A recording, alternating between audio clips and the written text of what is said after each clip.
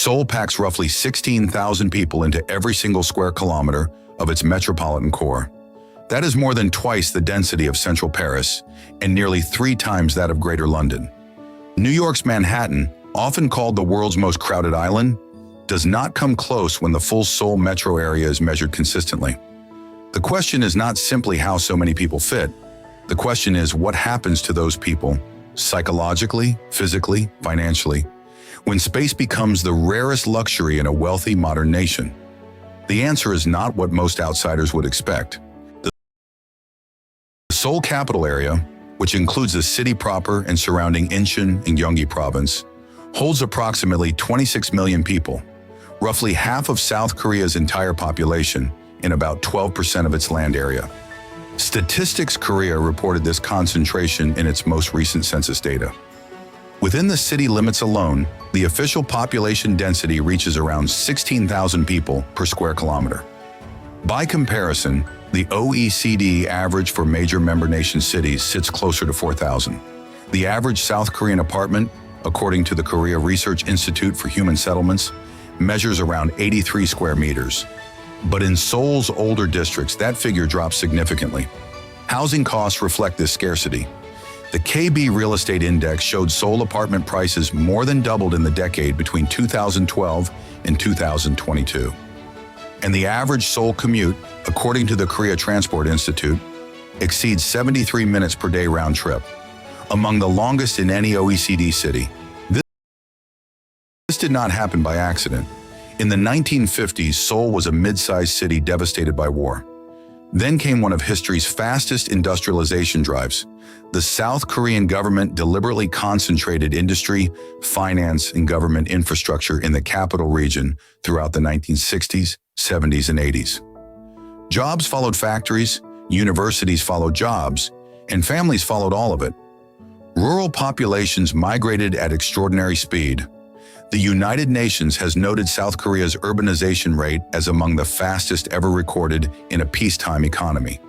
Meanwhile, Seoul's physical geography conspired against expansion. Mountains ring the city on 3 sides. The Han River cuts through the center, so the city could not simply sprawl outward the way Los Angeles or Houston did. It grew upward and inward. Apartment towers replaced low-rise neighborhoods in wave after wave of redevelopment. The result was a city of extraordinary vertical density, engineered by economics and constrained by geography. The costs show up in data that is difficult to dismiss. South Korea consistently ranks near the bottom of OECD nations for subjective well-being and work-life balance, according to the OECD Better Life Index. Mental health researchers at Seoul National University Hospital have linked high-density urban living to elevated rates of anxiety, sleep disruption, and what Korean clinicians informally call crowding stress, a chronic low-level alertness triggered by never truly escaping other people. Housing unaffordability has suppressed birth rates. South Korea's total fertility rate fell to 0.72 in 2023, the lowest ever recorded for any country, according to Statistics Korea. Young Koreans in Seoul spend a disproportionate share of income on rent, pushing marriage and children further out of reach. And the irony is acute. The density that makes Seoul economically productive is also dismantling the conditions that would sustain its future population. Seoul is not unique in its ambition, it is extreme in its outcome.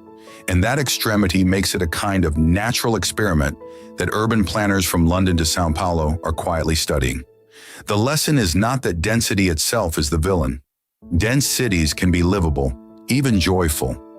The lesson is about the point at which concentration without counterbalance, without affordable space, without distributed opportunity, without deliberate relief, begins to erode the very people it was meant to serve. Many governments are now racing to build dense cities to fight climate change and housing costs. Seoul shows what happens when that density outpaces human capacity to absorb it. The city remains extraordinary, but it is asking a question every urbanizing nation will eventually face. How much compression can a society bear before it stops reproducing itself?